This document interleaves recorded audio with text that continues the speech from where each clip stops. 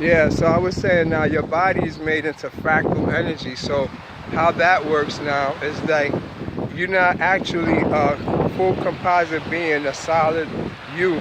You made up of like little reflections that come together to crystallize into forming these skin thing. They braid like basket weaves, and so our skin formed that hexagon shape like honeycomb because it's actually DNA or genetics intercrossing like a basket weave up and down, up and down. Then another one will come straight through, and they form like a mathematical equation when you actually could focus magnetically on them, or once you're activated with your own DNA being active, they don't just stay as regular cells looking like that hexagon shape. They have an overlay that they start now projecting, and they can change shape, make letters, even write words, whatever, even become entity face. It's like they become alive and intelligent. It's just a reflective overlay that you're entitled to. That's something when you unlock your DNA. So now all of this works through like what you would be considered paganism. And paganism would be considered just following the ancient religion. You know, it's not a religion, and I don't want it to make it seem like it's a religion, because what we call a religion is actually following the ancient Kundalini babies.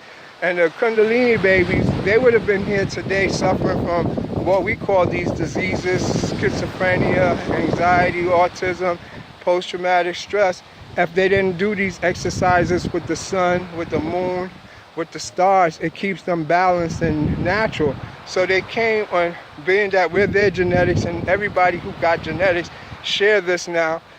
They were showing us what we have to do to avoid being tricked or falling asleep or unconscious by doing these exercises.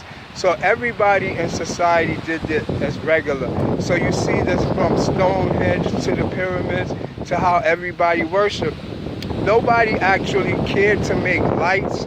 Like, they had the ability to make electricity, and this way we live actually today with technology that we live in, but it was not feasible for them to do that because everything resides in the darkness, the soul, everything that has to do with you connecting with the highest star beings. You would need darkness really to see the faintest of lights. So they was really more like Babylon time and all them prehistoric places in South America, Brazil, where the pyramids is at.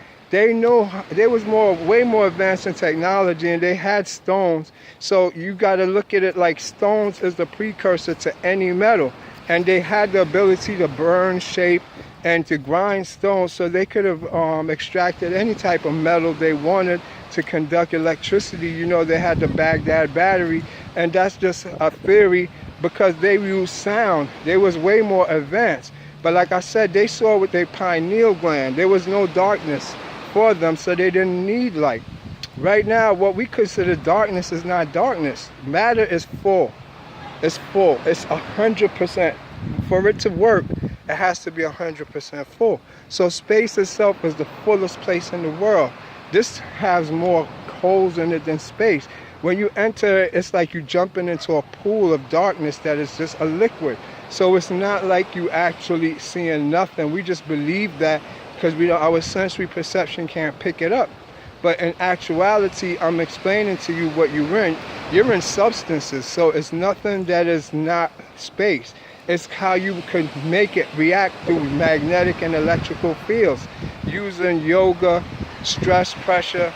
The Egyptians show you. And I'm writing a book now and working on it. You know, if y'all inquiring into my studies, I could put together the research. You know, I have to make some type of change, so do believe it's going to be some fees. But everything that I'm doing is going into one book that is going to be passed on to y'all so y'all can understand everything. Because for the future, if you don't do it, it's going to get worse with this chemtrail, this GMO, and we're going to be susceptible to the government and to whatever they tell us. So by not preserving our ancient records, our ancient history, and our ancient rituals that kept us as humans, we're going to lose out and miss the connection that connect our coincidences, our dreams, to what we don't understand today.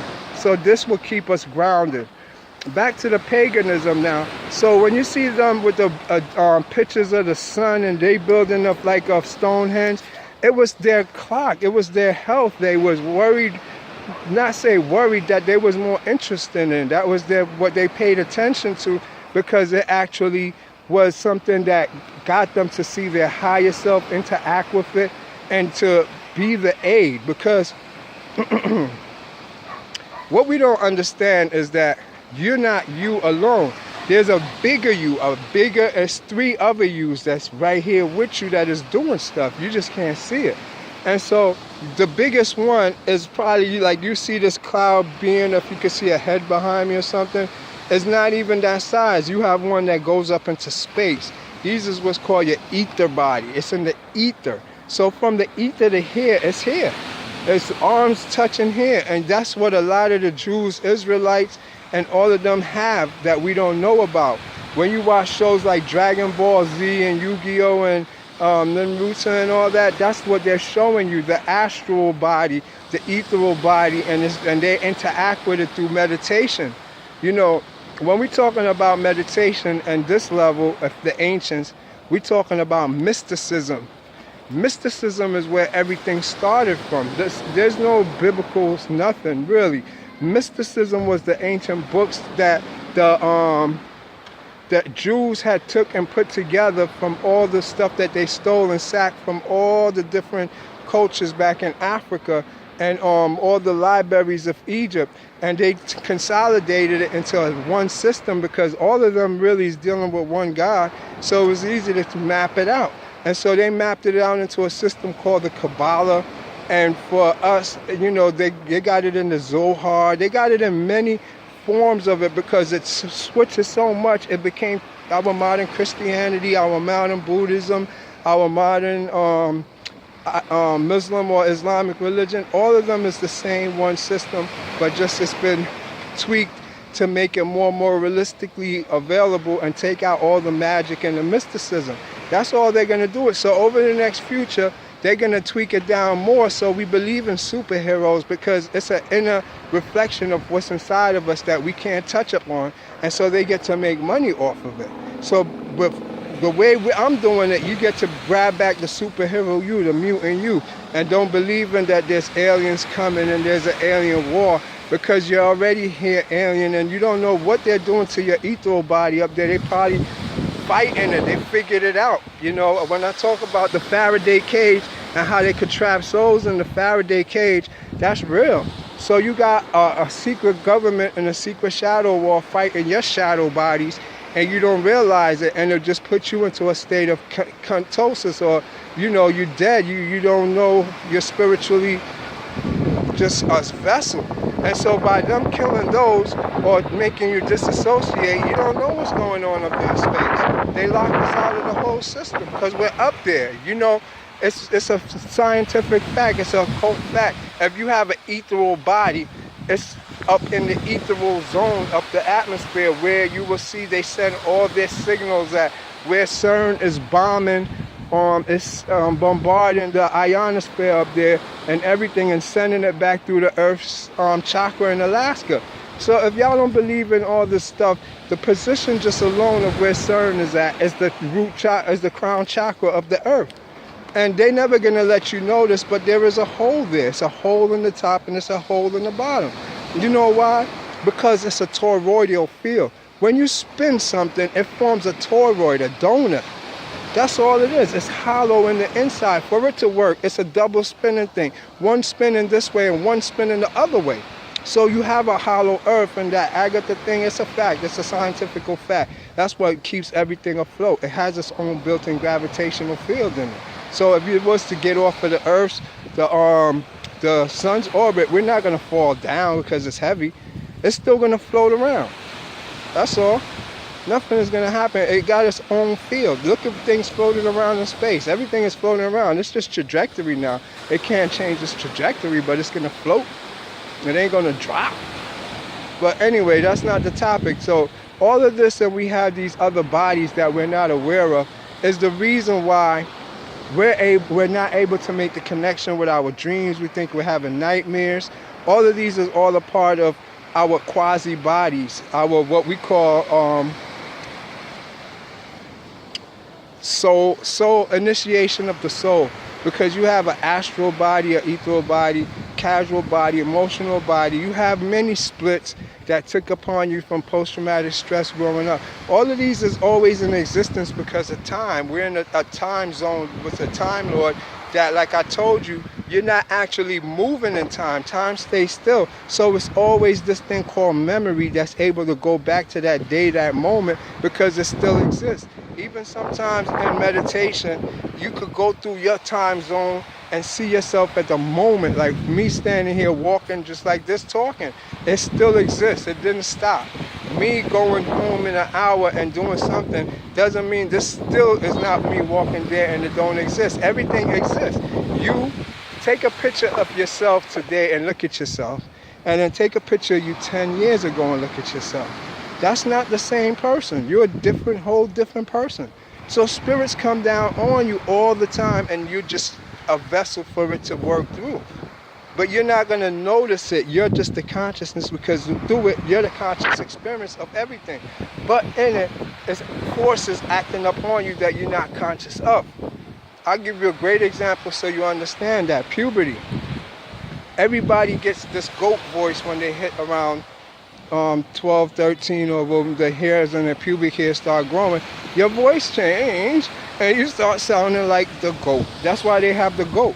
And they call it the goat because it's the right symbol for it, because of the moon. It's the energy of the Osiris and Isis coming together and uniting to start the activation of the chakras. And so they call it the goat, as it is the moon, who is Nanar Sin. If you look in Sumerian lexicon, is also represented by a horned being. This horned being is who y'all call the devil, but in actuality, if you look at Michelangelo picture of Moses, you see Moses has the horns on his head. There's a picture with him because he symbolizes the moon god's Nanar Sin. So you got to realize sin is not actually the term. That's where they got it from, because actually it's Sumerian writing. It's the oldest writing there is. And so if you look at who sin was a god. It was never a term meaning to do something offensive to God. You know, there's no such thing as all that stuff. Man made that up to put morals into society so that we won't use our magic, our intentions, and live good, productive life. Because there is a lot of stuff you could use these planetary bodies for. That's why people do Wicca, witchcraft, and it was so prevalent in the past that they had to destroy it because it's real. And so, us now, when you see them worshiping the sun and building these calendars to the sun, it's actually to get these energies back on them. They feed and balance themselves out with the energies. If you ever look at the Egyptian pictures, especially the one where she have her hands up in the air, and then you see the sun over it with the rays, with the hands on the rays, and you see those little entities that's coming in her hands. She's collecting them. Just like you see the pictures I show you with my hands in the clouds, holding up these little terracotta dolls that I call them, really. But these is the spirits, the forces. And so you got to realize when you do these sitting in the sun and you balancing out your chakras, you're tuning yourself with your circadian rhythm in the sense of your color and sound. It's a high-pitched sound going off when you go out into the sun that makes, I don't know for everybody, and I do believe so because it's genetics. And if you have genetics on you, I'm not saying anybody specific genetics, just DNA you're made of. It actually is an interactive particle that transforms in the sun. So it's like it will be closing and opening flaps that will open and close as you go in the sun. But if you sit there and start melting, it start turning into liquid form, then it turns to gas, then it become like a gas, cloudy, see-through magnetic field that we call the unified field that you're doing because you're actually resonating at harmonics of the Earth's magnetic field that make your skin have a wave over it. Your magnetic field starts to wave and expand, and now it comes one with your aura. And so this is how all of this is able to come together, and you're able to tap into not just yourself, to take a journey through that wave. That's when you're riding in what's called the astral world, or the magnetic field as I see it. And this starts your journey throughout your body, where you would go through your esophagus, down your throat, and you will see not your actual organs. Everything has changed now into the wave. It forms like a being. that you see. These is what you see in your dreams, and these is what you encounter in your nightmares that you don't want to face. If you notice, to symbolize in movies, you know, we not awakened to what they saying when they show you Freddy Krueger. You see, Freddy Krueger is really the Mothman, the man in the hat. They show you that he comes chase you. That's really inside of you. That's a part of a genetic part of your past that's in everybody's genes that they have to unite themselves with. So that's why you see it with Jason, with the mask on his face. These is the Titans. All of them represent different parts and species of you. Just like every race of alien. If you look at the Alien Race book from Germany, it's called the Alien Race book. They show you that all the aliens is from different star constellation systems, and they was on this earth a long time ago. But they didn't tell you that their experiment went off a human being going in their macabre and visiting the 48 constellations that's in their body to retrieve this information. They will make you think that these beings came here and they got the information and extracted it from these beings. Nah, this is all inside of you, your macabre, inside of you. You're activated through the sun. Being in the sun after you being there for a while, what you do, read up on NASA's, it's a post from NASA. NASA says sun staring give you superhuman powers.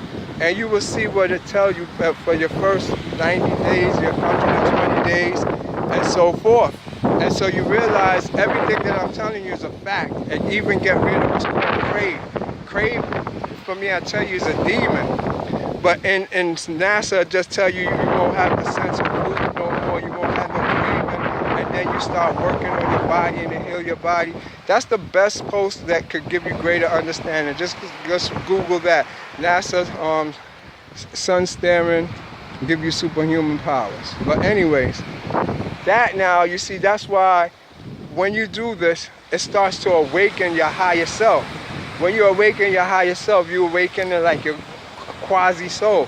When you awaken your quasi-soul, you have visions, you start seeing things, and you get what's called the cube, the black cube, or what's called the arc, if you was to see it. And it's a little black dot that it helps you to navigate, to make sure you know this world isn't 100% real and it's solid. It's the thing that put everything into a wave that you're looking at. So you won't see everything in a solidified wave anymore. And that comes like an orb inside of you. So that's how I'm able to project it into the cloud. And I'm going to do lots of videos to show y'all what I'm talking about so that people don't think that I'm pseudo or is making this up. Everything, I got enough evidence, terabytes of paranormal stuff that I'm going to put out. And I don't want y'all to be afraid or think I'm some old demon worshiping.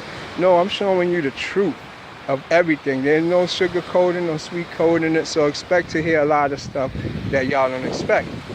So to summarize it so it makes 360, you got to realize if y'all doing these rituals and y'all praying to these gods and everything, it doesn't matter what month you're in, because the month controls the zodiac god for that month. And so with controlling the zodiac month, if you're in Leo, the lion, and he probably got 1 million plus, or maybe even, I heard numbers up to 9 million spirits that work with him. So from now you're in 30 days process, you got a governor, the lion, and under him he will have his kings and princes, and they'll be your weekly first governors. In 2 weeks you get one teacher, and then another 2 weeks you get another teacher. But within those teachers, you're gonna have daily ones that do Monday, Tuesday, Wednesday, Thursday. That's the gods for those days. So once you have your daily, you have now the both sides of you, which is the day side of the tree, which is the front side of you, and you have the night side of the tree, which is the back of you. So your lessons for the daytime is called the day side of the tree. So the first 12 hours of the day is governed by each one of those angels, and you have to know the angel on the hour to summon them, plus the lessons that you want. It's like a color, it has a frequency, and they probably got a herb and tied to it too, or a flower. And so, or even a smell. They got all that stuff just to help enhance it. But you could just do it by meditating at that hour. Each hour, he's going to come. You will see it'll be one person for 2 weeks. And then the next one be a new one for 2 weeks. And then each one depends what hour you do the meditation. So you got one, a duke. The one that's called a duke. he's the hourly representative. They switch every hour until 12 o'clock. All 12 of the day gods get their share. Then at night, you get the same 12 gods, but now they're more harder. The challenges is more. These is more aggressive. These is now they turn to what's called chaos god. It's an actual transformation, like a person turning from a human being into a werewolf.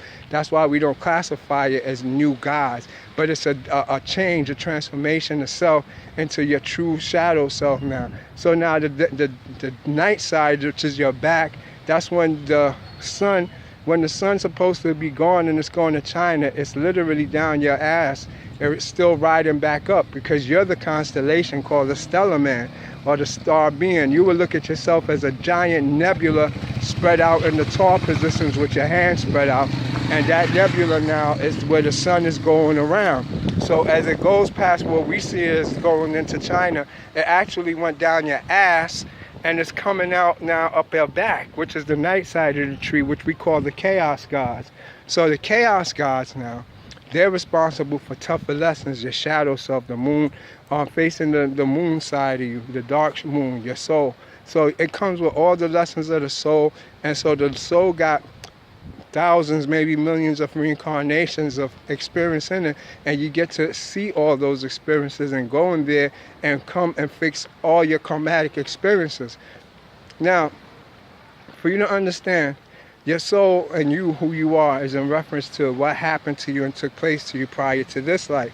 Every time you come in and start a new life, you're governed by the experiences of your past life. So you can't do certain things because of your past life. Even if you want to, it's not within you to do it because they put those restraints on you. So now that they put those restraints on you, you're here to redo everything except for those things that you had done already. So with that in mind now, you got to realize that you have a soul journey and an integration to do with your soul to make sure you don't repeat those cycles that make it habitual. Soul things are scars, habitual patterns, attitude, demeanors, things that you can't change, that you wish you could change but can change, but can't change about yourself. These now you go back into your post-traumatic stresses and your post-regressions first to find the splits that cause these, from smoking cigarettes to drinking to acting out to sexually over promiscuous. All of these is things that eventually you have to come and unite with your shadow side on the dark side of the tree. It also like to fuck and do a lot of sexual things because that's when the Kundalini energy is. So it does, like 5 o'clock on, a lot of socializing take place. You want to attention, you know, a lot of energy on emotions and fear is exhausted because those was the energies that rule for that night shift. And so that goes on all the way till 5 a.m. Then the day shift start, and it's a different magnetic field. You hear the rooster crow. Your magnetic field start the circadian rhythm of the melatonin, waking you up, and serotonin to get you up and running. So all of these take place within yourself, and you don't know about it. You just go to bed, kiss your kids goodnight, and that's at nighttime. You go in, you cook, you clean, and you have no idea what everything I just said. And so if you don't know all of this, you're green to really what's going on and how the mystics work. And that's what you have to know when you become a mystic. You have to be able to know nature science, and how it works. Keep fucking with me, and I'm gonna teach you it all. You know, I'm gonna put out books, and I'm gonna do it in the right way, sitting down and equate it to the right experiences. I'm even gonna give you a cult news, but right now I'm going through the experience. So these are just like little diaries as I walk and ponder upon and get things straightened out. But after all these lessons, I will put it all in one information so everybody can have it and it's accessible to them. Until then, follow me on my journey. University of Conscious Science. One love.